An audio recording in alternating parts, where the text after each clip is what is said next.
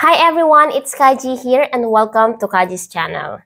So, madalas na nare-receive na question ko is kung pwede daw ba yung mga undergrad, mga high school grad dito sa freelancing. So, kung interested kayong malaman ang sagot sa tanong na yan, please keep on watching until the end. Do not skip para wala kayong mamiss na tips and tricks na i-share ko throughout the video. So, without further ado, let's get started!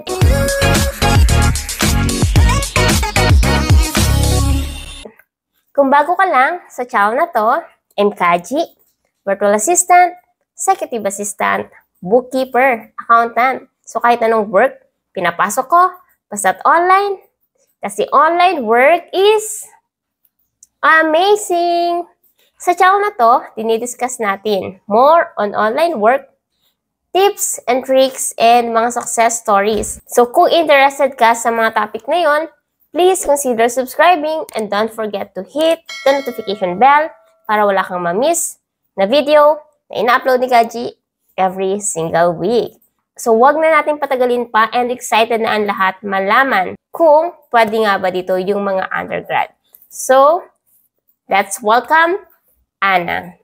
Okay, so let's all welcome Anna. Hi, Anna! Sa lahat po ng mga nanonood ng YouTube channel ni Coach at saka sa mga followers, mga aspiring virtual bookkeepers, I'm Anna Marie po. I'm from Agusan del Sur. I am currently working as a virtual bookkeeper. I have 3 kids. Hands-on mom ako and a high school graduate po. What? Uy, hindi mo naman sinabi agad. Totoo ba? Yes po, high school graduate po ako. Gusto ko yung storya mo. Sige. Utay-utayin natin para na-excite ako. Kasi iba yung storya mo, for sure. So, before ba, bago ka maging virtual bookkeeper, ano yung work mo dati? Bookkeeper na po ako dati kasi totoo, high school graduate ako. Tapos nag-take ako ng bookkeeping NCC sa TESDA po. So, luckily, I passed the national assessment. And then, after ko makapasa doon, nag-apply ako as a bookkeeper sa corporate world. And then, nakita ko tong ano niyo sa YouTube nung time na pandemic kasi noon, so na-stop yung work ko as a bookkeeper. And then, may work ako, pero hindi na siya bookkeeper that time. Tapos, on call lang. So, ang hirap. So, nung nagsuscroll ako sa YouTube ko, nakita ko yung video niyo po. That time, in-interview po kayo. Yung topic is, paano po kayo nagka-income within 1 week ng 50,000? Yun po yun eh. So sabi ko, ay pwede pala to. Meron palang ganitong trabaho. Bakit hindi ko alam to? Ganito, ganyan. So, doon po, simula noon, nagka-interest na po ako talaga ako na lahat ata ng videos nyo, pinanood ko talaga eh. Yun po yung nagbigay sa akin ng courage na pwede pala ako mag-stop sa work ng corporate kasi meron palang ganito. Makakasama ko pa yung 3 kong anak, magkakaroon ako ng time sa kanila, magkakaroon ng financial freedom na rin. Ganon. So, nag-start talaga ako, mga free videos nyo lang talaga kasi wala pa akong pang-invest that time. So, ginawa ko, wala po kasi akong laptop. Ito po yung istorya. Wala po akong laptop, wala din po kaming electric power sa bahay. Kasi kami, malapit lang kami sa church nakatira. So, may electric power pero sa church lang. So, kapag magpapasa ako ng mga video introduction, pupunta ako ng church, doon magkiko-connect. Tapos, yung gamit ko po talaga is mobile data lang. And then, habang nag-work ako sa corporate world, pag uwi ng bahay, mag-aaral, titingnan ko ulit yung mga videos ninyo. Tapos, doon ko nalaman na i-optimize yung profile online account ko, yung paano mag-optimize din na resume, gumawa ng cover letter. Doon lang talaga sa mga free videos nyo po. Sinunod ko yung lahat. Took me 7 months po bago nagkaroon ng direct client. Tapos, yung direct client ko na unang nakuha, hindi po siya bookkeeping. I was hired as an executive virtual assistant po. Naalala ko dati. Nung in-interview ako, that time, sa labas lang nagpapa-interview. So, gamit talaga is flashlight para may ilaw lang. Hawak na anak ko yung flashlight. Opo, hawak na anak ko yung flashlight. Tapos, yung gamit ko is mobile data lang talaga. So, luckily naman, nakisabay yung signal, yung internet connection. And after ng pag-uusap po namin ng direct client ko, I was hired that time. So, ayun nga, nagsimula na ako magtrabaho. Pero hindi pa rin po ako nag-resign doon sa corporate world. Tapos, after kong makuha yung dalawang pang 2 months ko na sahod, kasi monthly yung sahod. So, after yung pangalawang sahod ko pang 2 months, ayun, nag-resign ako, nagsubmit na ako ng resignation letter. Hanggang pinurso ko na. Nagkaroon ako ng bookkeeping client po, hindi po ako nag-apply. Talagang inoptimize ko lang yung mga profile account ko hanggang sa may nag-reach out sa akin sa account ko sa virtual staff. And hindi ko siya ni-replyan. Alam niyo po, coach, umabot po ng mahigit 1 buwan bago po yun ni-replyan. Sabi ko, ang kapal na mukha ko. Yung client mismo yung nag-reach out sa akin, hindi ko pa ni-replyan kasi akala ko scam. Hanap ko yung job post niya doon sa account ko na yon, wala naman po siyang job post kasi. Tapos, yung link na send niya sa akin for invitation sa interview, hindi ko na ma-access kasi nga expired na. So, Oo. hinanap ko siya sa Google, ni-research ko yung yung company niya. Ay, ganito, accounting firm pala yun. Tapos yung nag-reach out sa akin is may-ari ng accounting firm. So, nagulat ako. Sabi ko, kapal mukha ako. Mahigit 1 buwan bago ko ni-replyan. Tapos, hindi po ako nag-apply. Siya talaga yung nag-reach out sa akin. Kaya, sabi ko, posible pala talaga pag-optimize na yung mga account Oo. niya sa online. So, minessage ko yung client na yun, prospect client ko pa lang yun. Tapos, actually, nag-reply siya. Tapos, pag-reply niya po, ayun na po. After 2 days onboarding na and I'm really working with her right now. Nag-enroll na po ako sa course niyo doon sa e-commerce bookkeeping na po, sa Mm-mm. specialization. Kasi nagkaroon ako ng part-time client na isang e-commerce company. So, alam ko na sa zero po yun eh. Alam ko na yung basics ng Zero at saka sa QuickBooks kasi pinapanood ko nga yung mga free videos niyo. So, ang nangyari po, na-hired po ako that time. Ang na-applyan ko lang po is bookkeeper eh. Tapos, ang ginawa akong finance manager. So, Wow. ang sabi ko, ang bigat ng responsibilidad na to. Kaya sabi ko, mag-i-enroll ako kay coach kasi meron siyang e-commerce na course eh. Kaya sabi ko, ititake ko to. So, ang ginawa ko after kong mag-enroll, inaral ko talaga siya, inaral ko. Kung may nakakalimutan ako, binabalik-balikan ko. Tapos pag may confusion, talagang naka-bookmark yung course eh, para easy access talaga. So, hanggang ngayon, ayun, pag talagang nalilito ako, hindi ko alam yung gagawin ko, nagre-research ako online. Tapos, pag hindi ko talaga makuha yung sagot, ayun, chat sa community sa Slack. Ang Yes. dami kong ang tanong eh. Minsan po may confusion ako, nagdududa ako kung mali yung mga ginagawa ko. Talagang nagre-reach out po ako sa community sa Slack.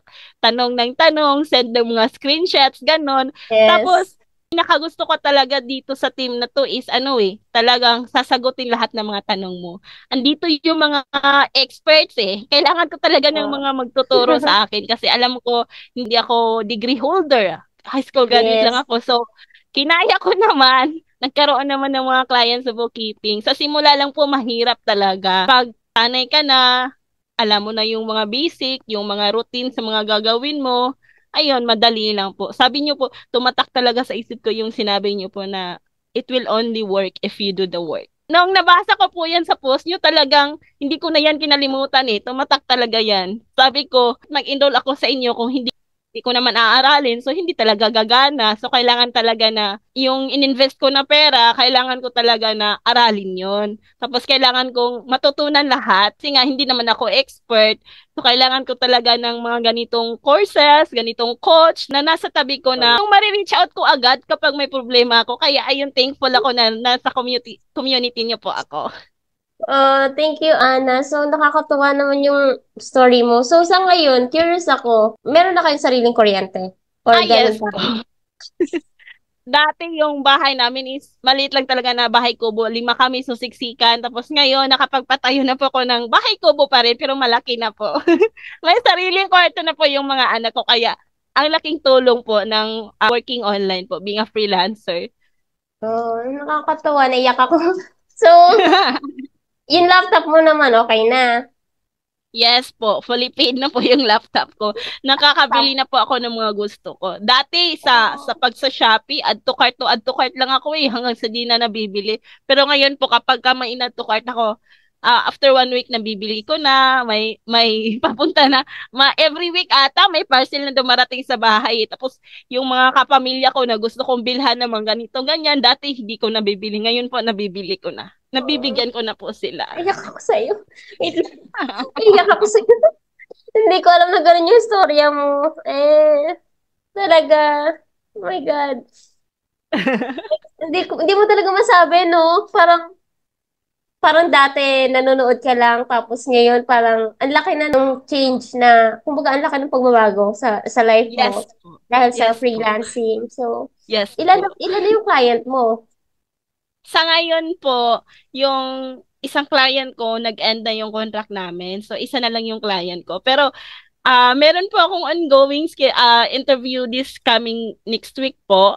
And, dalawa po yun. Tapos, senior bookkeeper role naman po. Yung, yung Yes. position na in-applyan ko. Sana Ahead. more wins pa sa akin. Oo, sana. And for sure, mabibigay yan sa'yo. And ano siya, kumbaga yung mga past client mo, parang more on project siya, no? Tapos Yes after the po. project, end na ng contract, tapos Opo. loko. Yes, Meron that din is, naman pong yung mga client ko na nire-refer din ako sa mga kakilala nila. So, part-time, oo. part-time lang din po. Yun ang Ayun, pero maganda. okay naman. Opo. Kapag nagustuhan nila yung work mo, mga kakilala sila na need ng someone, VA man yan or bookkeeper, talagang bibigyan ka nila. Kasi nakikita Yes. nila yung dedication mo sa work, ano yung work ethic mo. So, Mm. I'm so happy for you, Anna. Thank you po. So far, nakapag-serve na po ako ng almost 8 clients na direct po. Yung iba, ma-refer lang din sa akin. Yung Oh my client God. ko, nagre-refer sa mga kaibigan nila. More than 1 year pa lang po ako na nag-work as a freelancer po. Wow. Tapos ganun na agad yung nangyari sa'yo. Opo. Sobra. Ang Talagang galing talaga. ang galing ni Lord. Yes, ang A prayer galing. answered po talaga. Oo, oh my God. Speechless ako. Wala akong masabi. Parang yung mga sinasabi mo simula kanina, wala akong idea na ganun yung story mo. So, kaya minsan, example lang, sa community ni Kaji, sa Slack, everyday marami kami nare-receive ng mga messages. And yung mga question nila, minsan nasagot na dati or minsan naman, kumbaga magulo or minsan parang iba-iba, kumbaga iba-iba ng story yung mga taong nagtatanong doon. Kaya minsan sinasabi ko na be kind kapag sasagot or as much as possible kapag may nagtanong, kung kayang sagutin within few minutes, sagutin na agad siya kasi hindi natin alam ano yung situation ng tao na yun sa buhay. So, mas maganda kapag nag-send ng question, answerin agad. And super happy ako kasi meron akong mga team member na nagsusupport dito sa community ni Kaji. So, thank you, Ana, sa pag-share ng story mo. And for sure, maraming ma-inspire dito. Isa to sa pinaka hindi ko malilimutan na success story dito sa community ni Kaji. Kasi marami Thank ring you po. nagtatanong sa akin na, Miss Kaji, hindi ako graduate. Pwede ba? So, pwede. So, this is a real story, a real success story na kahit ano yung status mo sa buhay, pwede ka as long as you are willing to do the work, right? Yes, yes. Natutuwa ako sa iyo and 'di ba dati nanonood ka ng mga videos ni Kaji? Parang paano mo nasabi sa sarili mo na kung kaya nila, kaya ko din. Mag-a-apply ako. Ano po, determination lang po. Sabi ko, isa sa pinaka-paborite na motto ko po kasi is, if there's a will, there's a way po. So, Yes. yun talaga yung isa sa mga motivation ko. Actually po, coach, nung nagtatrabaho po ako sa corporate, na open po kasi akong tao. So, sinishare ko yung mga plano ko, yung pag-apply ko sa ganitong setup working online. Tapos, isa sa mga kasamahan ko, sinabi niya na, ano ba, magbubookkeeping ka ba? Eh, ang hirap nun. Hindi mo kaya yun. Yun yung sabi niya sa akin. Naiiyak ako. Sabi niya kasi, ang hirap nun. Hindi mo kaya yun. So, sabi ko, kaya ko kasi may experience naman ako eh. Tsaka, determinado talaga kasi ako. Kasi, may goal ako eh. Gusto kong mag-stop working sa corporate kasi naiiwan ko yung mga anak ko sa bahay. So, ayun, ginawa ko lahat. Napapagod kasi ang dami rejections. Pero, fight lang. Oo. Ayan, tama yan. Lumalaban. Kasi totoo naman talagang mahirap eh. Yes. Ano lang talaga, determination, tapos yung pagpupursigi mo talaga na matututunan mo lahat. Darating talaga sa punto na magiging expert talaga. Magsisimula naman Yes. talaga tayo sa, kumbaga, we're back to zero naman talaga pag may niche tayong aaralin eh. Kaya ayun, Kailangan talagang pursige sa buhay, aralin talaga, pagsikapan, Mm-mm. at saka huwag titigil kung may mga rejection na darating. Kadalasan kasi sa mga freelancers, sinasabi nila na pag there's a rejection, there's always a way to redirection. So, oo Mm-mm. nga naman. Nung dati, 7 months kasi bago ako nagka-client, so sabi ko, ang hirap.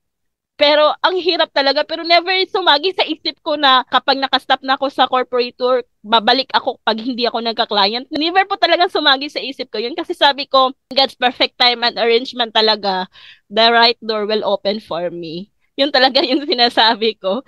Kahit hindi ka kumakatok, darating yung panahon na bubuksan talaga ng Panginoon yung pintuan para sa'yo. Yung mga tamang client din, yung kusang darating sa'yo kahit hindi ka mag-apply. So yun yung nangyari sa akin.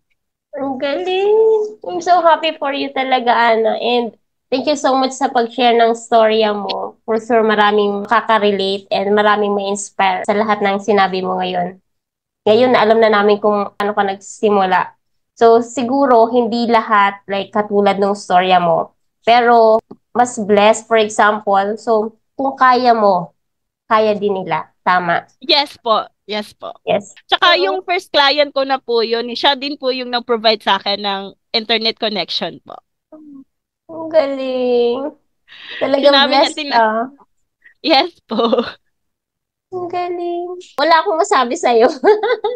Wala, natutuwa lang ako sa lahat ng shinare mo and sobrang happy ko talaga. Thank you sa pag-share and siguro sobrang happy ng husband and ng mga kids mo. Yes po.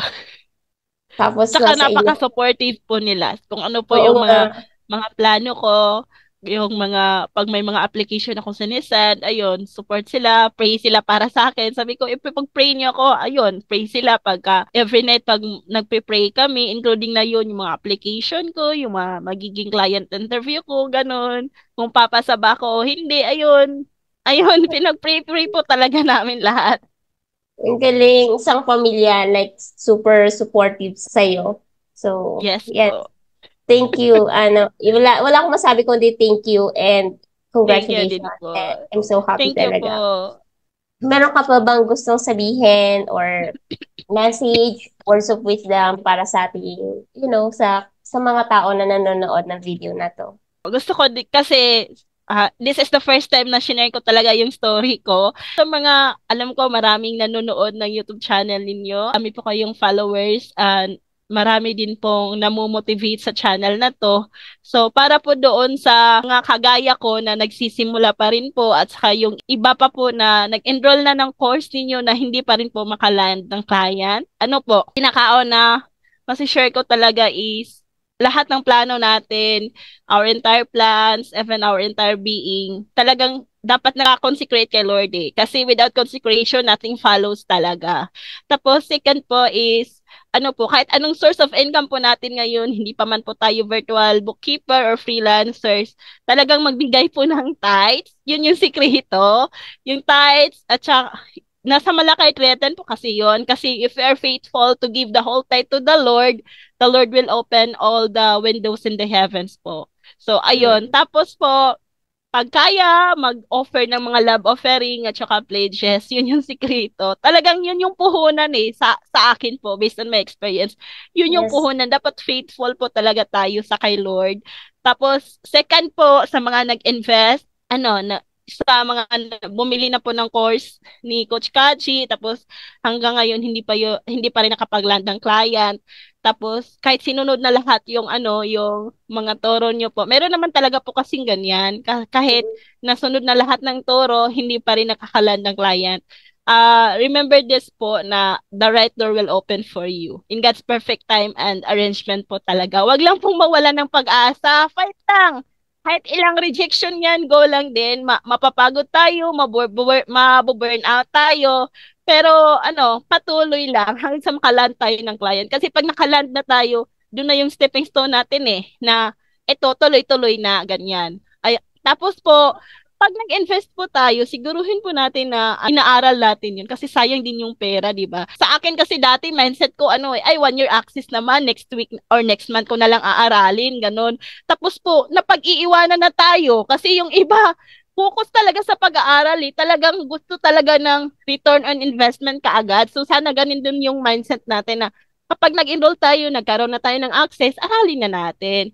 Kadalasan, mostly kasi rason, busy ako, ganyan, wala akong time, bigyan po natin ng time. Kasi ito po Yes. yung time na ano sa to sa magiging paraan o magiging way na makakaahon tayo sa setup ng corporate kasi ang hirap yung gigising ka ng maaga, mauulanan ka, mapupuyat ka kasi gabi ka na uuwi, magkaka-traffic, ganun.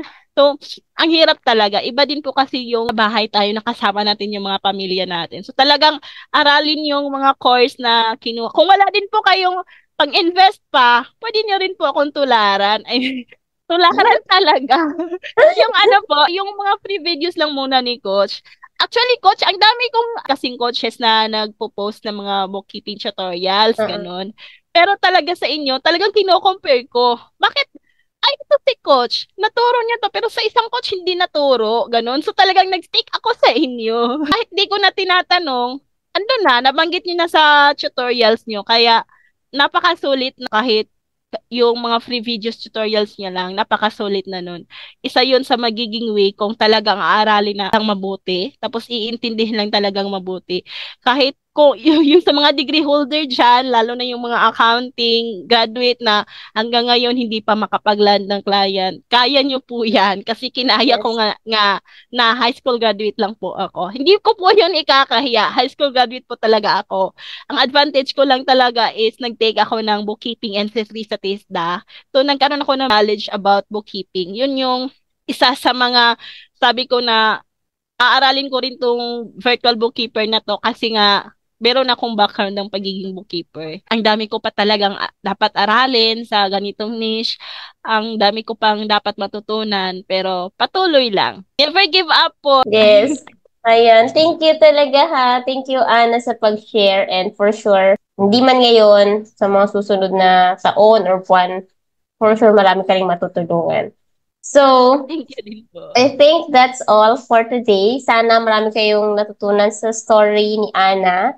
And kung nakaka-relate kayo sa story niya, let us know sa comment section. And kung gusto niyo pa ng ganitong video, success story, iba't ibang story ng buhay, let us know sa comment section. And we'll see you again sa next video ko.